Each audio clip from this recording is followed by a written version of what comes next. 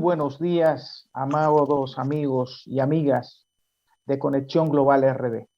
Hoy estamos con un programa especial para ustedes porque vamos a tratar un tema que es muy relevante para nuestra América Latina por las circunstancias que estamos pasando en este momento, post la crisis del coronavirus, que todavía, no dice post-coronavirus, pero todavía estamos en una situación muy difícil y tenemos que cuidarnos y tenemos que protegernos y tenemos que actuar con inteligencia y con destreza para salir de esta situación.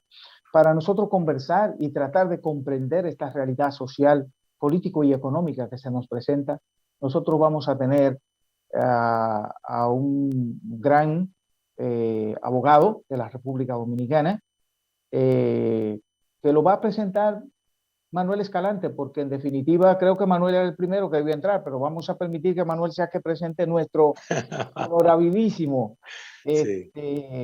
invitado. Amaury Reyes, el doctor Amaury Reyes. Buenos días, queridos televidentes.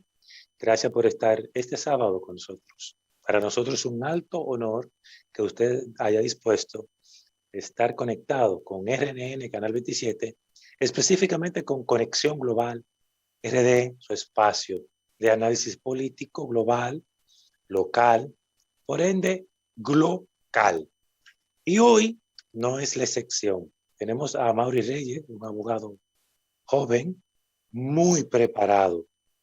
Es docente universitario en la Pontificia Universidad Católica Madre Maestra y en UNIBE, según tenemos entendido, hasta donde leímos los datos. Es filósofo y sabe mucho de geopolítica. En Amaury Reyes tenemos un con todo y forma parte del staff de Conexión Global RD. Soy Manuel Escalante y es un honor para mí compartir estos 45-50 minutos con ustedes. Les recordamos que mi cuenta en Twitter es Manuel Escalante, mi nombre. La de Víctor Tineo 99, porque él nació en el 99. Así comenzamos con Amaury Reyes dándole una formal bienvenida. Amaury, este es tu espacio. Gracias por estar aquí. Estimado Víctor, estimado Manuel, muchísimas gracias por invitarme para tener esta interesantísima conversación entre los tres y aprender mutuamente de esto, ¿no? Que eso es lo bueno de estar viendo las cosas desde afuera. Sí. Gracias. Mira, Amaury, mientras preparábamos el tema, Colombia y sus eternas crisis, así se llama el programa de hoy, antecedente, evolución y futuro, con Amaury Reyes, doctor. Yo recordé una expresión que leí, no recuerdo el autor, a propósito del tema que vamos a estar desarrollando. Y reza así: las causas, las consecuencias están en las causas. América Latina es una familia. Es parte de lo que quizás por años no hemos entendido y a saber quién ha trabajado para que no lo entendamos. Porque desde Martí venimos en esa lucha de ser un solo pueblo, pero no lo hemos logrado. Somos una región, pero no un pueblo. En ese sentido, Amaury, estamos viendo la crisis actual de Colombia y se me ocurre preguntarte, ¿cuáles son los antecedentes principales que debemos tomar en cuenta para poder entender la crisis de hoy con el presidente Duque en Colombia? Bueno, como bien dijiste, a pesar que Colombia tiene una cultura relativamente robusta en comparación con otros países de Latinoamérica y un nivel quizás de la población que está más volcada hacia todas las cuestiones políticas, independientemente de las cuestiones sociales y económicas que la han atacado, siempre ha habido diversas crisis y crisis que pueden quizás dividirse en tres grandes partes. Las crisis que generan a raíz de problemas políticos serios, graves, las crisis que vienen, por ejemplo, del narcotráfico, bien la crisis que se originó a partir de la guerra, del conflicto armado interno, ¿no? Pero quizás hay una gran crisis que viene cada cierto tiempo, si uno mira desde afuera la historia colombiana, y es que el origen de este tipo de problemas o de crisis como vemos actualmente es la idea de la pobreza, ¿no? Como primer gran punto, y a partir de ahí va arrastrando todo. Entonces, ¿por qué digo esto? Por ejemplo, si partimos y vemos cómo estamos hoy en día en Latinoamérica y en el mundo a raíz de la pandemia, los cierres de negocios, Latinoamérica que tiene un alto grado de empleomanía informal, no formalizada, lo cual tiene un impacto tremendo en situaciones de crisis económica. Podemos remontarnos quizás al siglo XIX con la llamada Comuna de Bogotá o el motín bogotano, ¿no? En 1893. ¿Qué pasó allí? Pasó allí algo muy similar a la Gran Comuna de París de 1870-71. Y se trató básicamente de una disposición que incrementaba los precios de alquiler en la plaza, ¿no? En una plaza en Bogotá, de los puestos de las personas que se dedicaban a vender y a hacer como tal negocio. Entonces, al aumentar ese tipo de arbitrios, más bien, sobre el alquiler de esos puestos en la plaza, eso originó un incremento total en el nivel en sí de pobreza, ¿no? ¿Y por qué nos vamos hasta allá? Porque una parte importante de lo que vemos hoy en día se origina como tal en el ámbito de la pobreza. Colombia, a pesar de que tiene una magnífica fama de institucional y de la educación, no obstante, es un país que, al igual que muchos países en Latinoamérica, con un alto nivel de pobreza de un 43 a 45% que están en el nivel de pobreza como tal. Y si nos vamos a ciertas regiones en particular, por ejemplo, como en la región de Cali o bien en la ciudad de Pereira, vamos a encontrar dos elementos que están muy relacionados. Un alto nivel de desempleo en una ciudad tan grande, tan importante como Cali, y tenemos en Pereira un alto nivel de inacceso a servicios públicos, lo cual origina también un problema en el ámbito en sí de la pobreza. Y todo esto tampoco no nace en un vacío. O sea, desde el 2010 hacia adelante pudimos ver una serie de movilizaciones, mayormente comenzando por movimientos indígenas y sindicalistas, que fueron cada vez más sumándose otros espectros, ¿no? Y con esto sumándose a la vez más adelante con los acuerdos, el intento de llegar a los acuerdos de paz, en los acuerdos de La Habana con las FARC, y por lo tanto ir a un paso y cerrar como tal la idea del conflicto armado. Pero eso todavía no dejó nada totalmente cerrado respecto a la crisis de la pobreza y cómo enfrentarla con políticas públicas adecuadas. ¿Cuál es el impacto, Amaury Reyes? Gracias, como siempre, por estar con nosotros. ¿Cuál es el impacto, diríamos, en el marco de los antecedentes de la situación social y política a raíz de la creación de la FARC y de los grupos paramilitares y de las guerrillas? Okay. Hay una situación bastante amplia y quizás compleja de casi más de 60 años en un conflicto y que tuvo mucho que ver con el ámbito de la reforma agraria, la falta de distribución equitativa de ciertos elementos como tal económicos. Pero quiero trasladar esto quizás a un momento más al presente de cómo la situación de la paz o de la implementación de los acuerdos de paz con las FARC también incentivó a la situación como tal actual. Por ejemplo, ante la ruptura del presidente Santos con el presidente Uribe y el Centro Democrático, no por la cuestión de hacer el acercamiento con las FARC, al realizarse todo esto y haber un cambio como tal de partido, ¿no?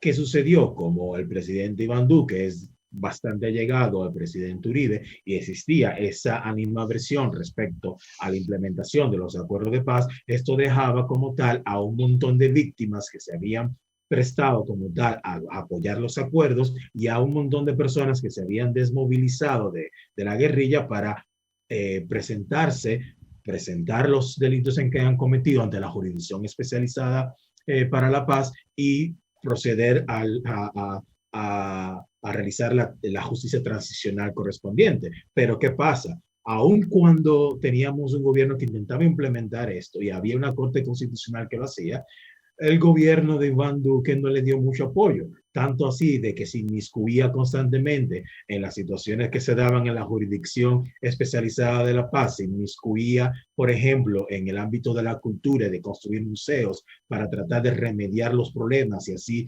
iniciar pactos o proyectos para mejora económica. Todo eso incidió en que personas que estaban contando con que La Paz al finalizar la guerrilla iba a suponer una mejora social y económica, ya se vieron ahí relativamente asustados. Pero hay algo más. No solamente con esto, sino que a raíz de un problema como tal económico y tratar de combatir el déficit, Iván Duque trató de pasar, y en efecto se pasaron dos reformas fundamentales en el ámbito tributario, ¿no? Y nunca les llamó como tal reforma fiscal, y es algo que le criticaban mucho, porque les llamó la ley de crecimiento, la ley de financiamiento, o sea, una serie de eufemismos como tal para tratar de reformar todo el ámbito de la estructura tributaria, entendiendo que si se generaban algunas exenciones fiscales allí y acá, sobre todo en una idea del llamado trickle down economy, o sea, dele dinero a todos los de arriba, que va a comenzar a llover en la medida que avancen, ¿no? Que es una línea bastante cercana del Centro Democrático y de los demás partidos de derecha de Colombia. Esto trajo como situación de que no cayó el dinero o la plata donde tenía que ir, que era a las personas como tan más necesitadas. Claro, se implementaron y se llevaron a cabo ciertos planes sociales, pero solamente eran parches que no solventaban o podían influir adecuadamente en toda la situación generalizada. Tú estás hablando, Amaury, del hoy, de la Colombia de hoy, sus causas, de la crisis actual. Sí. En el primer bloque estamos hablando de unos antecedentes históricos y de muchos años. Te escucho y no dejo de pensar que Colombia está reflejando hoy lo que se maneja en el mundo, en la región. Que un país improvisado. Penosamente América Latina tiene la variable común en todos nuestros países de que no tenemos un plan país en general. O sea, el país soñado a 10, a 20, a 30 años, que debe comenzar con cuánto podemos ser, por ejemplo.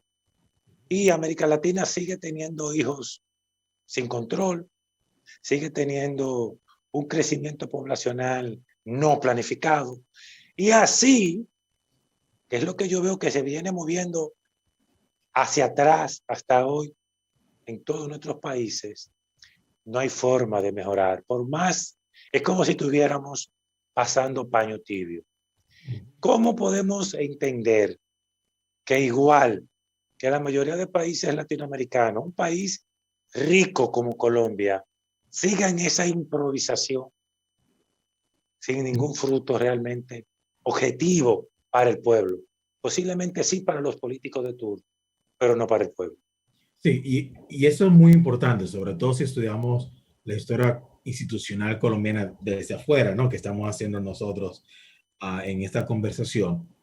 Después de la Constitución del 91, que se crearon una serie de instituciones que hicieron mucho bien como tal en su momento, pero ¿cuál era el gran problema de siempre? El gran problema de siempre es que los políticos o los partidos políticos gobernaban de espaldas como tal a la población. Dos, la situación como tal de la crisis de la violencia, no solamente de conflicto armado como tal, del crimen organizado, también se había un clima de violencia política, ¿no?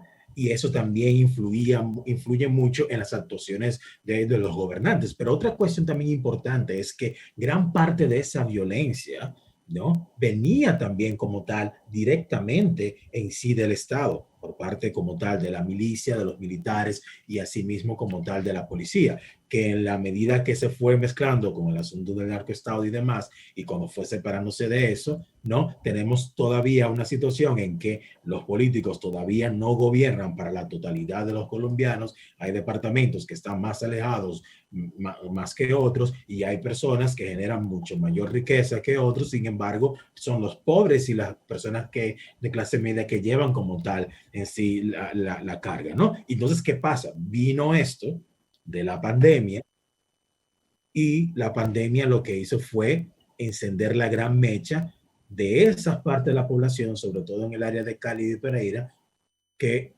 vieron un problema gigantesco al no poder trabajar, no poder salir como tal de sus casas y además después de eso querer introducir una reforma tributaria bajo una idea de llamada solidaridad sostenible. Recuerdo, creo que fue Víctor Tineo que en un momento determinado dijo, para irnos a la primera pausa comercial y volver con la pregunta que quiere hacer Víctor, que la pandemia simplemente ha mostrado nuestro refajo en República Dominicana y por supuesto en la gran familia latinoamericana y en el mundo. La pandemia de la COVID-19 simplemente ha mostrado lo que es cada país. Entre eso, Colombia, como tú decías ahorita, podemos concluir con los antecedentes, que el antecedente fundamental de esta crisis es la que envuelve a todos los países latinoamericanos, la desigualdad socioeconómica.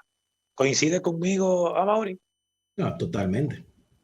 Hasta que no seamos realmente y logremos que nuestra población mayoritaria sea desarrollada, los cambios son muy pocos, por más que lo ofrezcamos. Quédese con Conexión Global RD, hoy con Amaury Reyes, doctor, docente, politólogo, filósofo, geopolítico y muchas cosas más. Y acompáñenos a mí, a Víctor, en el segundo bloque donde hablaremos de la Colombia de hoy. ¿Por qué entramos en crisis en Colombia cuando la propuesta del presidente Duque parece ser noble? Volvemos en breve.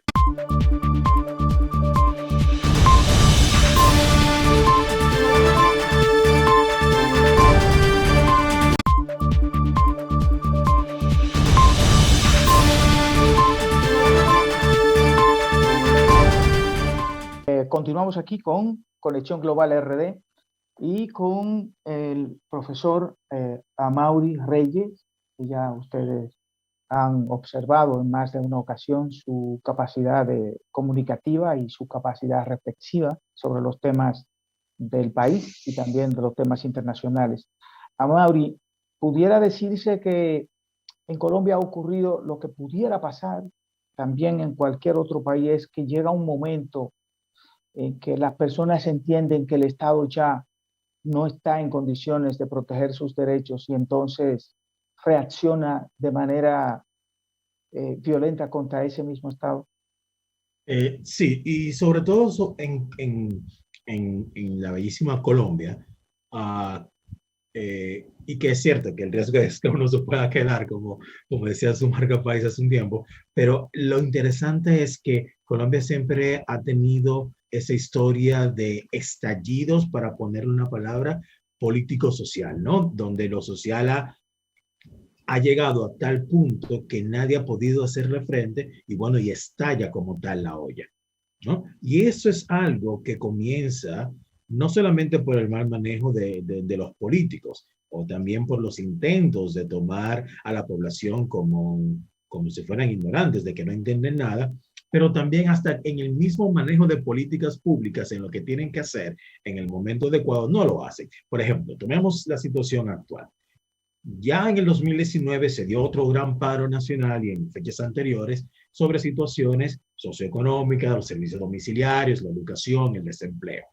Ahora viene la situación como tal de la pandemia y todo el mundo tiene que recogerse en un estado donde, al igual que el resto de Latinoamérica, tenemos una respuesta social todavía débil, ¿no? Estas personas como tal desean salir a la calle a manifestarse, pero tribunales, por ejemplo, como el Tribunal Superior de Cundinamarca, había dicho, no, nadie puede salir a protestar hasta que se cree la inmunidad de rebaño y demás. Entonces, esto dijo, bueno, yo no puedo salir a trabajar, estoy sin empleo, la educación está horrible, la salud también, sobre todo en cuanto a las prestadoras, entonces, ¿qué vamos a hacer? Entonces, en ese momento sigue armándose esa situación y se trata de reivindicar como tal ese derecho en sí a la protesta. ¿Y qué fue lo que puso entonces? El llamado cherry on the top, la cereza encima del helado, ¿no? Bueno, esta ley de sostenibilidad solidaria, la nueva reforma tributaria que quiso introducir el presidente Duque, que luego se dijo que no, que le iba a retirar, veniéndose así como el gran héroe.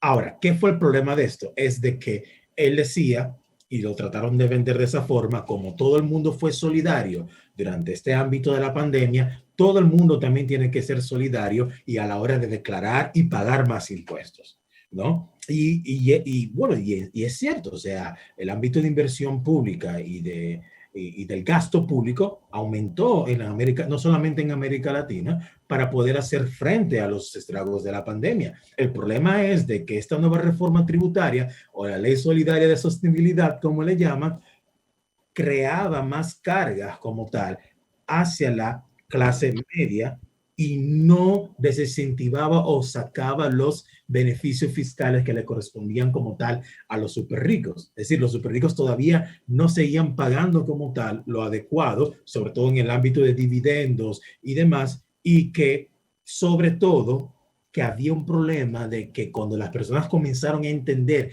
a dónde iba a ir el asunto, entendían que la canasta básica iba a sufrir de una manera u otra. Y el ejemplo que ponían es el ejemplo como tal del ámbito de la carne, donde actualmente existen algunas exenciones fiscales.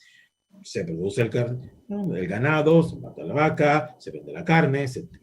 Perfecto, se vende a un precio necesariamente módico, parte de la canasta, pero con esta reforma tributaria, por ejemplo, ese tipo de exención a los ganaderos se iba a tumbar. ¿Y qué iba a pasar eso? Que la clase media iba a terminar pagando más y las personas pobres que ganaban básicamente es un 40 o 60% menos de lo que cuesta una canasta básica, entonces todo el mundo iba a estar totalmente estancado. O sea, no había forma de dónde sacar dinero. Querían sacarlo de un lugar, pero no del que corresponde.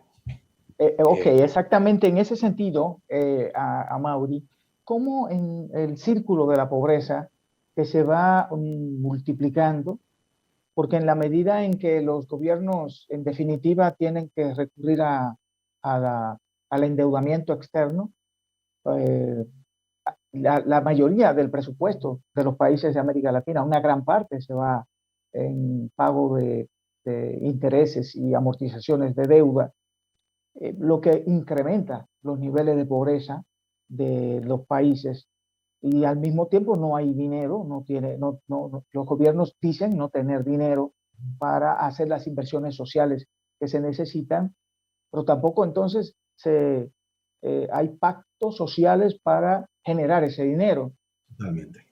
Ese círculo de la pobreza, ¿cómo se pudiera plantear una salida, diríamos, en el caso de Colombia como tal? ¿Qué solución hay? Porque en definitiva con lo que tiene el gobierno no podrá implementar programas que mitiguen la pobreza y la pobreza entonces se va a multiplicar y la violencia probablemente no la detenga nadie. Sobre todo, Víctor y Amaury, que una de las cosas de las que nuestros países carecen es de una incoherencia institucionalizada.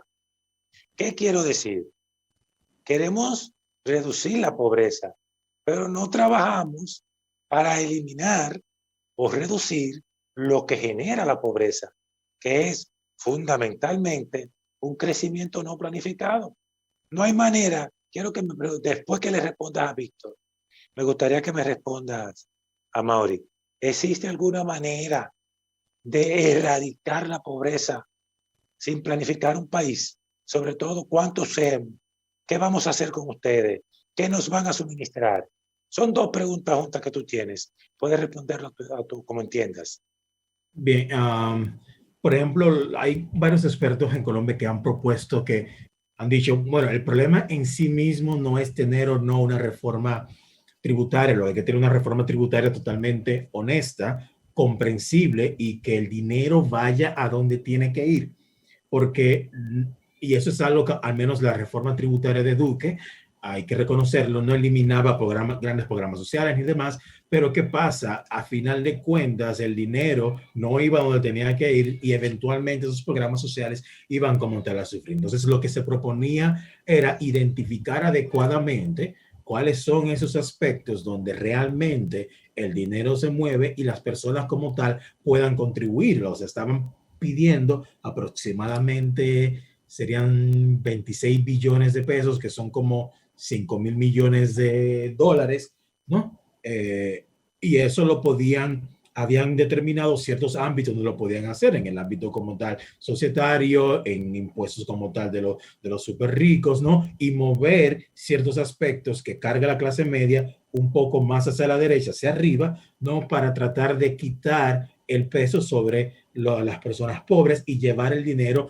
donde realmente se necesita, la salud, el empleo y sobre todo la salud, porque la institución salud en Colombia, aunque hay una fuertes derechos de acceso como da la salud, estructuralmente hay que trabajarlo porque hay personas que no tienen plenamente como tal acceso a eso y todo esto viene sumándose no solamente ese problema de la pobreza, sino también al hecho de que se está gobernando a espaldas de la pobreza. Exactamente. Amaury, Es la mejor hay forma de decirlo, gobernar a espalda de la pobreza. ¿Cómo Claro. la voy a superar? No, No. no hay forma. Sí, No hay, una, Víctor.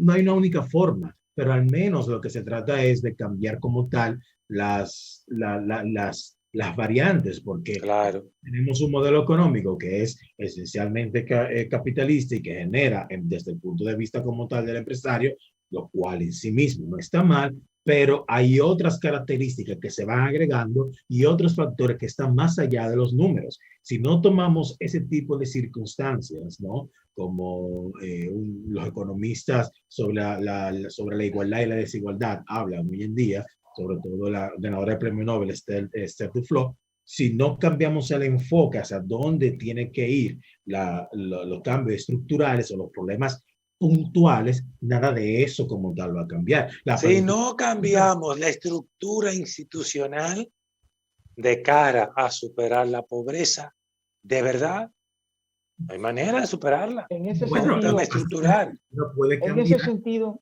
Sí. sentido, Amaury, ¿qué le puede pasar a la democracia latinoamericana que ha pasado por unos vaivenes, por unas olas?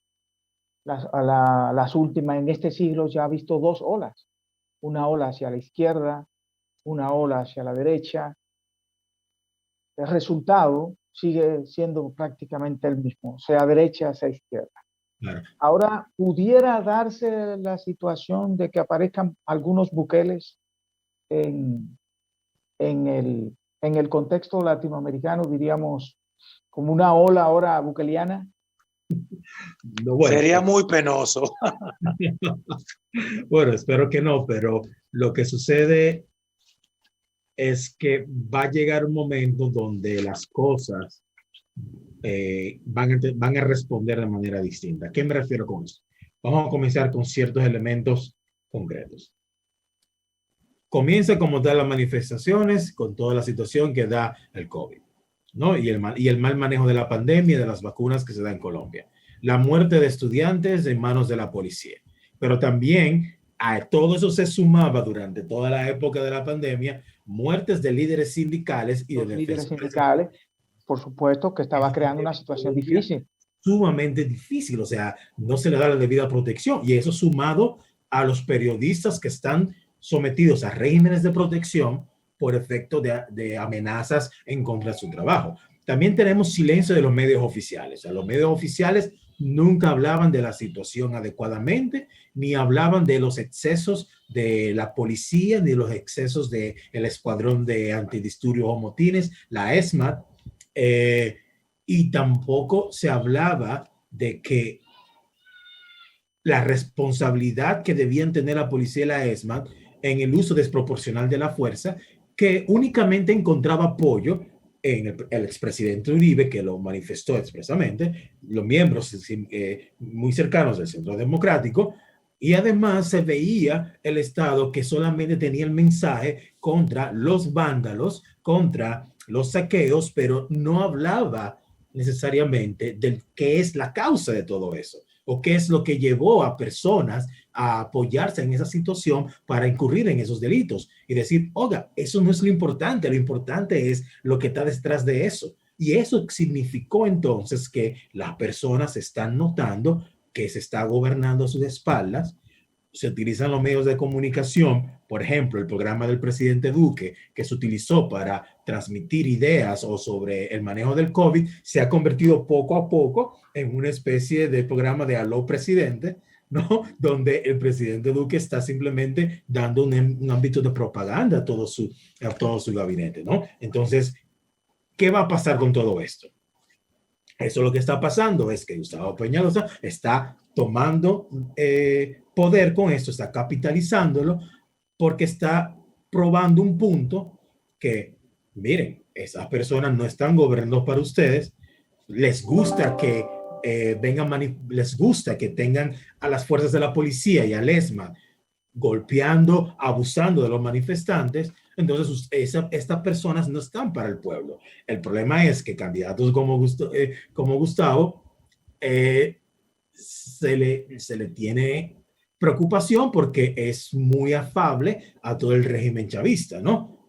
En particular más a Hugo Chávez. Entonces, por la situación que sabemos, entendemos que eso puede como tal ser un problema.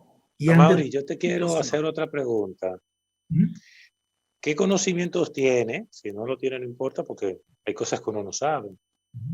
Del manejo de la oligarquía colombiana y hasta dónde ellos podrían estar involucrados en todas estas crisis, financiando esta protesta.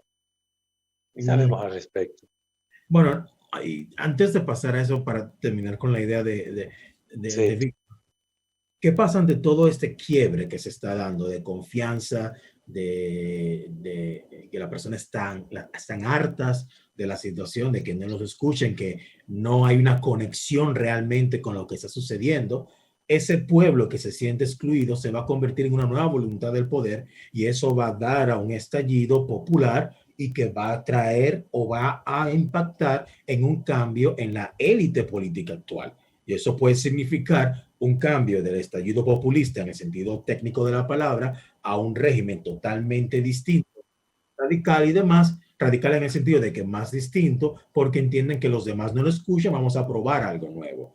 Yo no sé hasta qué punto... Y eso es un gran peligro, porque Claro. eso fue precisamente lo que le dio lugar a Bukele en El Salvador, lo que tocaba de señalar, un país cansado, ¿no?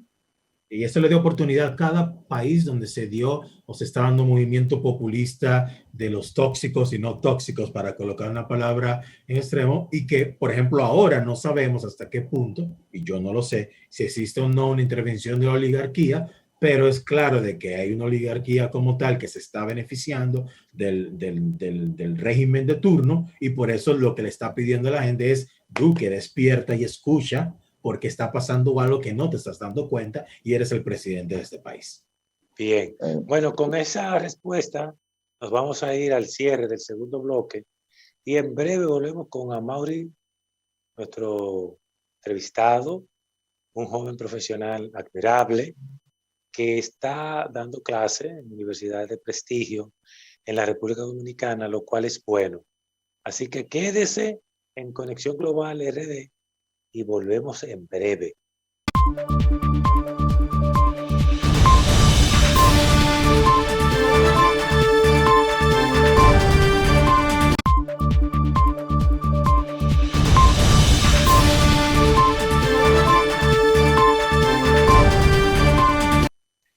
El admirable Albert Einstein insistía y ha eternizado y globalizado una frase que muchos dicen y pocos ponen en práctica.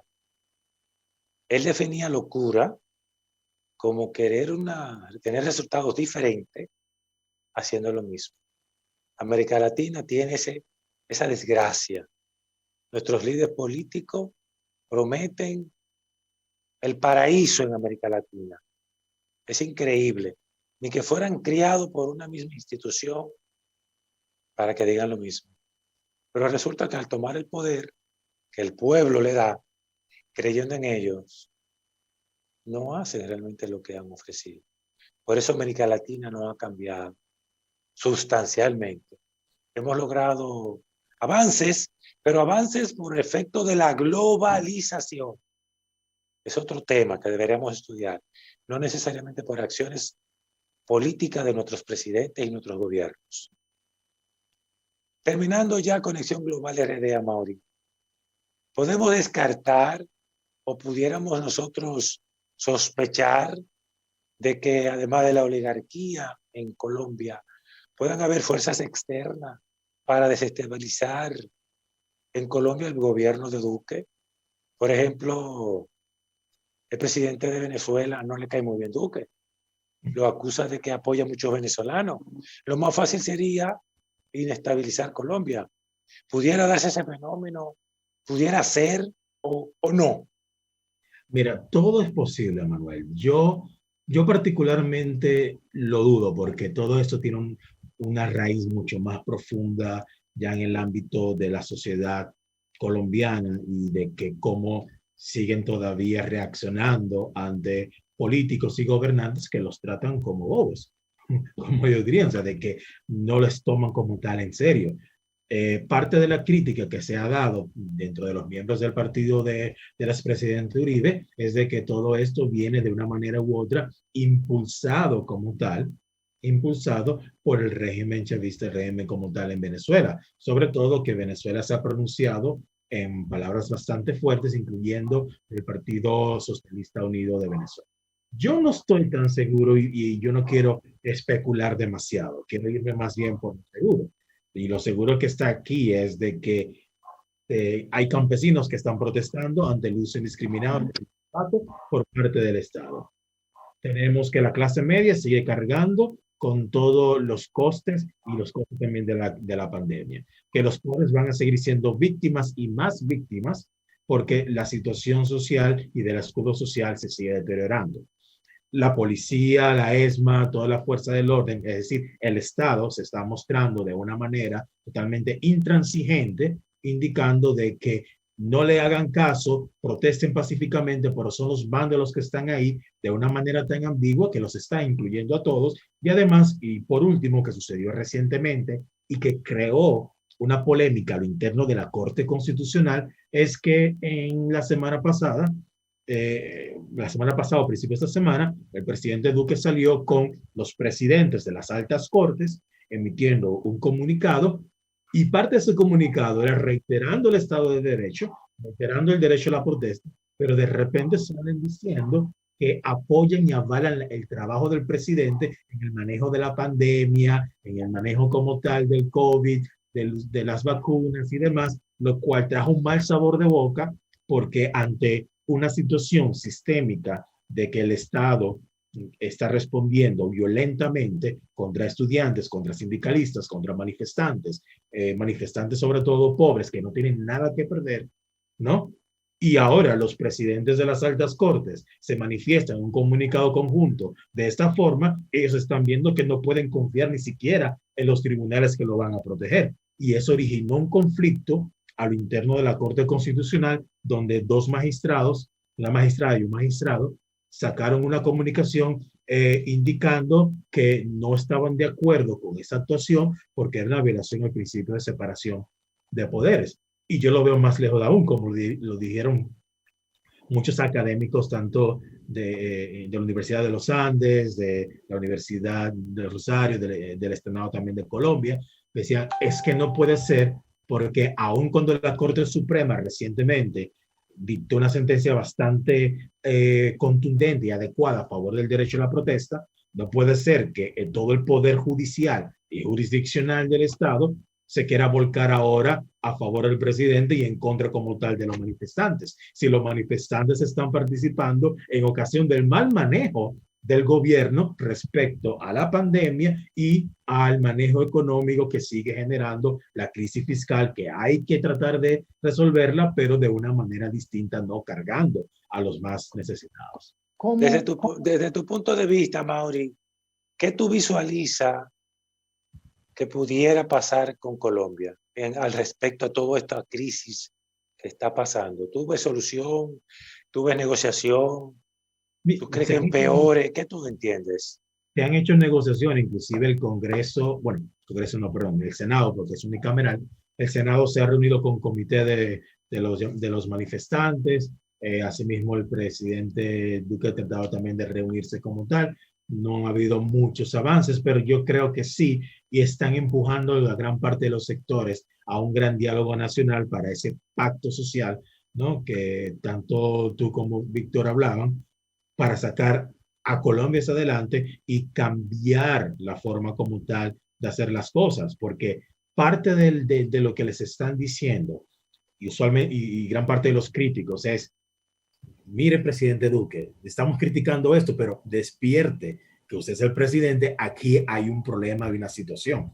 Y el problema de todo esto es de que la élite política, sea de derecha o de izquierda, se está viendo y se va a ver cuestionada ante esa situación porque esta es una situación límite donde la desesperación y la frustración se está arraigando y entonces esto va a provocar lo que le hablaba hace un momento, una explosión populista en el sentido técnico.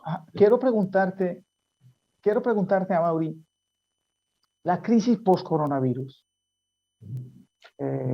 hay que solucionarla con mucho dinero y no hay dinero.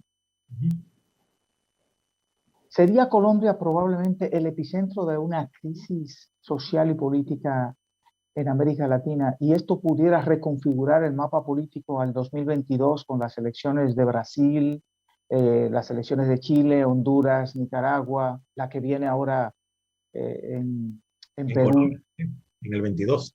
En Colombia, que tenemos la del 22, pudiera esta situación que se está viviendo ahora poner en jaque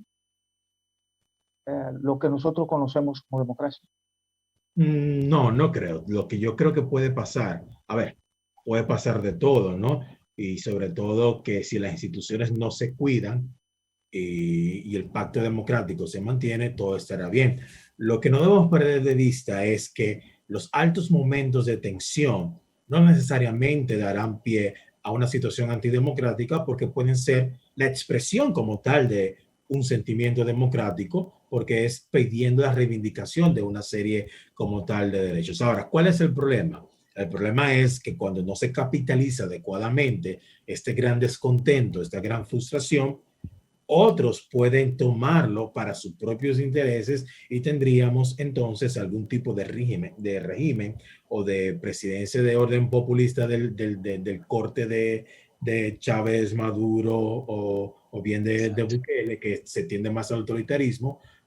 Pero, de nuevo, yo creo que el estallido populista en el sentido técnico del cual hablo en Colombia, creo que puede ser muy positivo, sobre todo si las instituciones se mantienen claras en sus misiones para canalizar esto, ¿no? Y como hay elecciones tan cerca, el próximo año puede ser adecuadamente una vía para que esta equivalencia o cadena de peticiones o de agravios que tiene ahora el pueblo colombiano se pueda canalizar a través de adecuados representantes, ¿no? Y se lleve como tal algún tipo de alivio. Yo no creo que vamos a ver un descalabro, sí creo que puede haber un gran movimiento de la respuesta política. Lo vimos ahora recientemente cuando salió ya Lula de la cárcel, que de repente salieron todas las encuestas en frente a Bolsonaro, pero sí es posible de que podamos ver un impacto como tal en lo político porque la pandemia, como bien dijo Manuel, levantó todo lo feo de uno,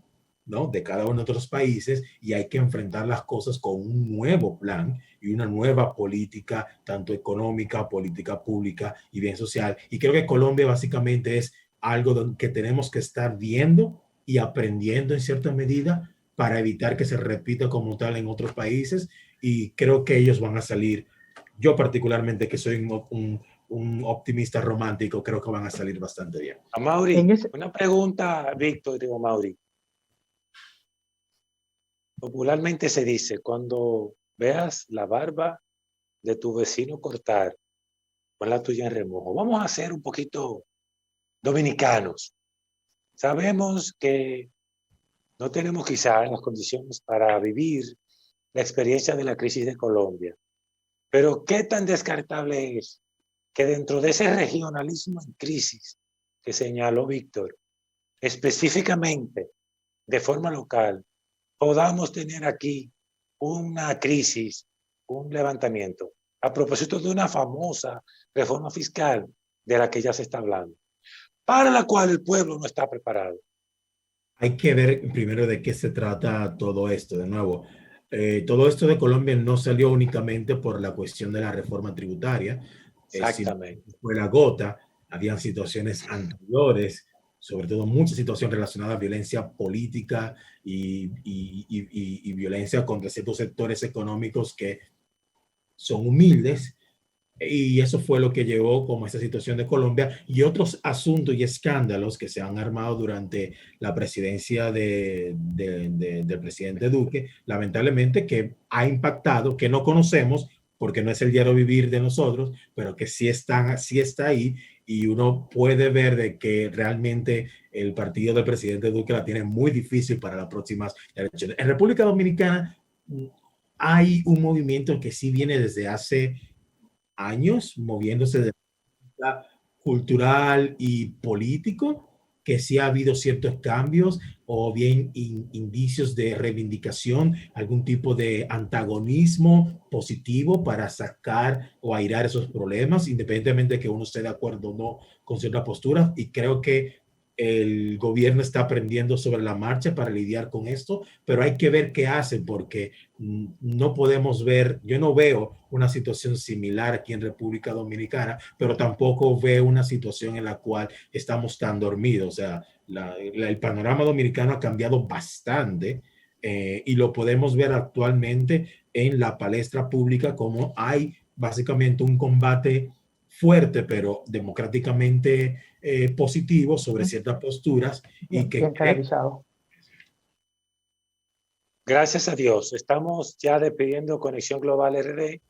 Amaury, gracias por tu participación. Como siempre, sabes que tienes el compromiso de venir frecuentemente a tu espacio, honoríficamente.